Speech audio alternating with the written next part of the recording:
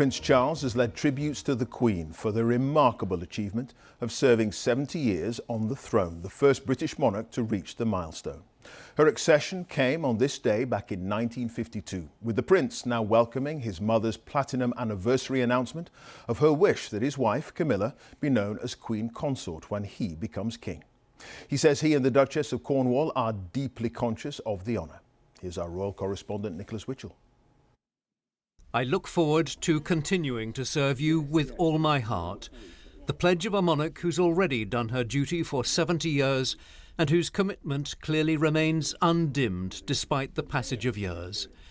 And with that promise, a glimpse of the unseen work that's been part of the Queen's daily life for those 70 years, the paperwork from her official red boxes, government documents, many of them highly confidential, and messages from abroad. Really nice comments, including one from President Biden. Oh, that's very kind. Tributes to the Queen on this accession day were led by Prince Charles. In a message he said, "On this historic day, my wife and I join you all in congratulating Her Majesty the Queen on the remarkable achievement of serving this nation, the realms and Commonwealth for 70 years. And of the Queen's stated wish that Camilla should become Charles's Queen Consort, the Prince said, "We are deeply conscious of the honour represented by my mother's wish." The Prince of Wales is clearly delighted at the Queen's endorsement of Camilla's future status as Queen Consort, and it really is a remarkable transformation. Not so many years ago, the Queen would not even meet her. When Charles and Camilla married in April 2005, the ceremony had to be conducted at Windsor Registry Office. Such were the sensitivities about the circumstances which had led to the breakdown of Charles's first marriage to Diana, Princess of Wales. The Queen only felt able to join them for the blessing at St George's Chapel. During that service, the couple sought forgiveness for previous sins. It was said then that when Charles took the throne, Camilla would be known simply as Princess Consort. But in the years since, Camilla has proved a staunch member of the royal family. She's brought Charles great happiness and won the trust and affection of the Queen. Charles once described Camilla as a non-negotiable part of his life. Now she will, as Charles has always hoped, be crowned alongside him at his coronation. That should be the case is at the personal initiative of the Queen.